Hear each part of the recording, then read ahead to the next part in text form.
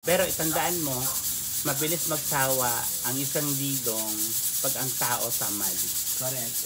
At hindi ako nagpapakain ng taong tamad. It's DJ.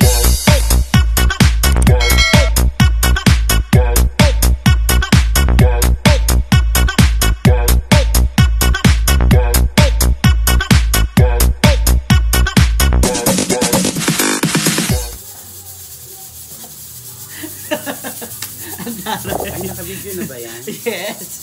Picture. So, ayan, muli sa inyo lahat, mga momshies at mga anakis. Hello po, and welcome back to our channel. And for today's vlog, ito na nga, chichikahin lang natin, makikipagchismisa lang tayo sa pinakabagong marites dito sa compound nila Gina, ayan, nila Brenda Midge, habang kami ay nagre-ready ng aming lunch, which is the sinigang na baboy. Kasama natin, the one and only, ang nag-iisa nating kabraso, mga kamarites.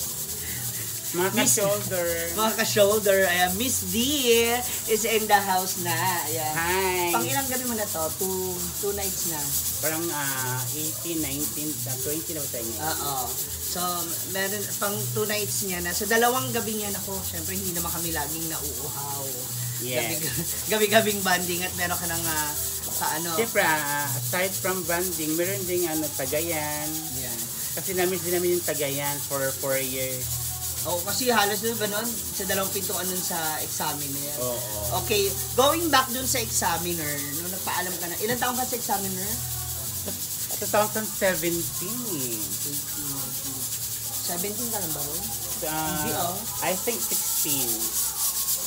16. 16, 17. Oo, kasi 16, 17, 18, 19, 20, 21. 6 years din. Magsi 6 years din ako doon actually.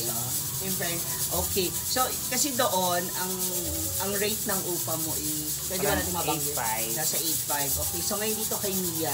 So, 2.5. Huh? Parang 5K ata. 5K. So, di ba, mas makaka-less. Tapos Kasi, may madadagdagan yung tipo. Tsaka, doon kasi, hindi aabot ako ng mga 13 or 12. Kasi kasama ng ilaw, tubig. Ako kasi tapa ko sa aircon, di ba? Kasi ayaw ko talaga ng mainit. So, at least mas makaka-lesson ngayon, no? Kung may naririnig kayong background, yun po yung aming pressure cooker kasi pinapalambot namin yung karne ng yung bongga. karne ng dinosaur. May karne ng dinosaur. So, malaki-laki rin discount. I mean, mas malilesen yung gas. Malilesen. Yan nga lang, yung pag nag-work na sa gabi, sa comedy bar, effort ka ng maaga, mas maaga kang umalis. Bumiyahe. Kasi, yung hideout, malayo. Pero dito, hideout, malapit-lapit dito. Pero yung sa Amrak Comedy Bar, pag nagbukas ulit yun, which is located malapit lang talaga sa akin. I think, Quezon Ave. sa ano lang siya, ABS-CBN ng ganda. Okay. So, pag pupunta ko doon, 9 ang namin, ang sampa. Alas ako dito sa kabila, sa examiner. Alas ako ng mga 8:40. Yung quarter to 9. Saka 5 minutes lang doon ako, 3 minutes lang. Kasi pag tayo mo ng Quezon Ave lang, yun na yun. At least naman dito, meron naman tayong mga trupa na may mga motor. So, pwede naman sila mag-assist. Correct. Okay. So, going back naman nung mga nag-struggle ka dun sa pandemic natin, itong nakaraang taon nung last year lang, kamusta yung mga naging buhay nung Kasi medyo lumuwag. Lumuwag kasi maluwag talaga. Nagamit ng bongga. Hindi kasi honest to be honest, hindi ako masyadong nahirapan sa pandemya. Pero syempre nalungkot ako dahil nawalan ako ng trabaho. So diskarte mo na lang din. Kaya nga also yung online food ko, yung mga order and then syempre the help of Brenda, sabi niya i-vlog mo na yan at saka mo na yan i-order mo na yan, sayang yung time, sayang yung panahon. Saka yung talent mo sa cooking, in fairness. Sa cooking naman, nag-success naman din ako doon. In fairness, araw-araw may order. Correct. Yun din yung isa sa mga achievements na pwede mo masabi na nitong pandemic na to, hindi mo lang nahasa yung pagiging comedian mo. Pati alam mo, pero kahit may pandemic, ang totoo talaga nagkakaroon ka ng anxiety, depressed. Pero ako kasi, I working in a psychiatric hospital before. So, mahaba yung pasensya ko.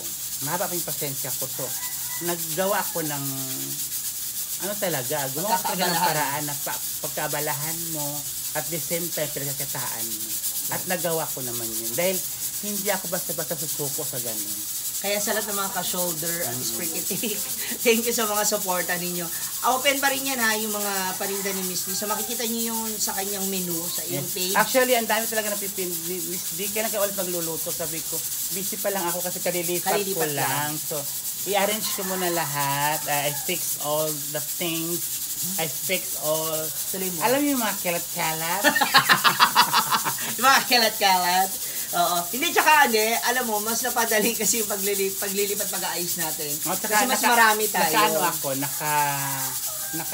Hingi ako ng maluwag na meron akong organized na, meron akong sala, kitchen may sa tutoring, labas. meron kitchen ko sa labas na hindi na ako kailangan mag-exhaust fan. At ang importante sa lahat, you have your own room. I have yung own room. Ikaw lang ba talaga yung nahihiga dyan? At syempre, as well, andyan yung boyfriend ko, tulog pa siya. Pero lang, yung boyfriend ko naman, may sarili naman kasi siya ring work. May sarili naman. At saka, thank God, kasi may work na siya. Yun ang important. At ang nakakaloka, walang motor to. Walang motor. Kasi? Kaya, pasalamat ko talaga. Nagpa-bike lang ako. Last 2 years, nagpamotor ako. Hindi, pero ang importante kasi doon, Miss T. If you happy naman. Oo, hindi. Tsaka itong guy na to kasi, gumagawa rin siya ng sariling effort. Lakasan mo ng boses mo. Oo, gumagawa rin siya ng sarili niyang effort. Wala siyang airport, gaga. Effort. Effort. Gumagawa siya ng sarili niyang effort. Hindi lang para sa relasyon niyo, kundi para sa sarili niyo. Diba? Na hindi... Kasi may family din yun. Sabi ko, bigyan kita ng ganito, palaguin mo na lang yan. Pag hindi mo palago, wala akong magawa. You are tamad. Pero itandaan mo, mabilis magsawa ang isang didong pag ang tao tamad. Correct. At hindi ako nagpapakain ng taong tamad. Yan. Yes. Ayan na. Napadpad na tayo sa bahay. Mas magandang pakain mo yung matakaw kaysa At least magnanakaw. Kasi pag nabusog ang ang matakaw, hihiga lang yan, tutulog-tulog na lang yan. Pero yung magnanakaw talaga yan. Kung tamad ka talaga, wag ka sa akin. Thank you. Wala na. Okay, ngayon naman, ayan, since nandito ka na sa compound ng social timer, since mas malapit na yung bonding, mas mapapadalas na yung pagsasama, anong mga aasahan mo pa sa mga maasahan sa social timer? Hindi, ito, since nandito ka na ngayon sa... Maraming kasiyahan magaganap, maraming katarantaduhang magaganap, at walang seryosong magaganap. Puro mga kalokohan na lang. Actually, kahit na naglilipat ka ng bahay, di ba? Hindi mo nag-aayos sa'yo, pero puro kalokohan pa rin yung nangyayari. Alam mo yun, yung much better na you laugh than to cry. Wow. Thank you. Makapag-English lang talaga siya. Diba? Much better you laugh. Lalo na kung mabigat na ngayong sitwasyon, stressful na nga yung Saka yung mga ganun-ganun ko, that's my ano ba tawag nito? That's my signature po. Signature po. Saka alam mo yung, pag nagkaganon kasi ako, para ang gaan ng umaga ko, para ang ganda-ganda ko pagising. Tapos pagdating ko sa salamin, hindi pala, para matutulog ulit, ganon. Pero pag nakaganon na ako, good vibes na ako. You're fresh, magaan ang pakiramdam mo. Pag nakaganon na ako, yun na yung yun yung stress reliever ko, na parang, yung sign na parang okay na ganun, good vibes na ako at good vibes ako all the day. So pag hindi natin siya nakita ng ganun, so. Pero pag nagaganyan ako, ayan. Ang tawag niyang takal-takal na ako. Ayan. Ayan. Iba si Mars Gina, may mga pag-grab, napakayaman. Okay, so ngayon abangan ninyo yung iba pa na mga specialties ni Miss D. And of course, yung mga upcoming at magiging pinakabago yung mga lutuin na ang balita ko meron kang inimbentong bagong Yes, ang dami kong inimbento na food na pwedeng orderin dahil as in simple siyang lutuin, simple siyang orderin at pwede sa alam mo yung pag niluluto ko, nandyan lahat ng ingredients sa paligid. Kompleto. Ayan, ako, ang bongga niya. Ako, kailangan pakabangan natin yan. Kaya sa lahat ng mga ka-shoulder, Yes. at ka-sprikitik natin out there na sumusuporta rin kay Brenda, sa lahat ng mga Social Climber Squad, abangan nyo po yan. So, Abangan nyo po. starting, Abangan nyo po kami. saan? At sa labas. Inabangan nyo po yan ha, maraming bagong food. Tapos, syempre, paalalahan naman na sila kasi medyo malayo ka na sa iba na yung Oo, iba na yung rate. Yun pa rin Medyo yung yung rate ko sa minimum rate ng yun pa rin ang rate ko sa sa pa-order ko. Yun nga lang mag-a-adjust na lang tayo doon sa delivery fee kasi nasa langit po kami ngayon.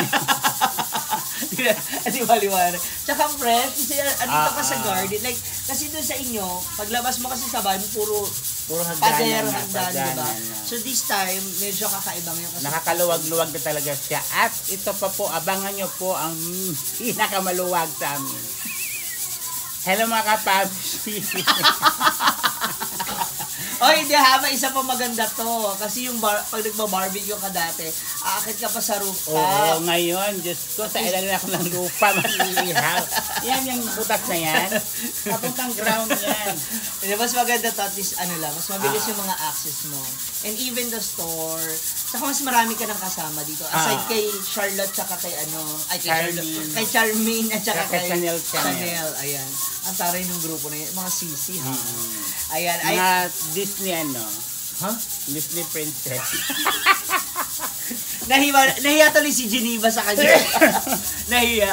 Ayan. So, later, magkita-kita tayo ulit sa mga susunod pa nating vlog. And of course, kay Miss D sa kanyang page. Ayan. Miss D sa aking page. Tapos abangan niyo pa mga bago-bagong vlog namin ha. Yung kalukuhan na vlog na parang walang kwentang content pero pag nanood ka, good vibes ka. Masaya lang. Correct. Pag hindi ka nanood, tira ka. May magbabanta. Ayan, para sa kanyang YouTube channel, Yan, Didong Vlog. At And sa of kanyang course, Facebook page. Facebook page ko po is Miss D and nandun po mga menu ko. And then, you just PM na lang sa mga price. Thank sa mga you. presyuhan. Oh, may date na kaagad siya. Iba. Kukunin niya yung yellow card niya, yung sa HIV niya card. Okay, sige. Ayun, maraming salamat ulit, Miss D. Thank you so much, guys. Mga ka-shoulder. Bye-bye. God bless everyone. It's DJ.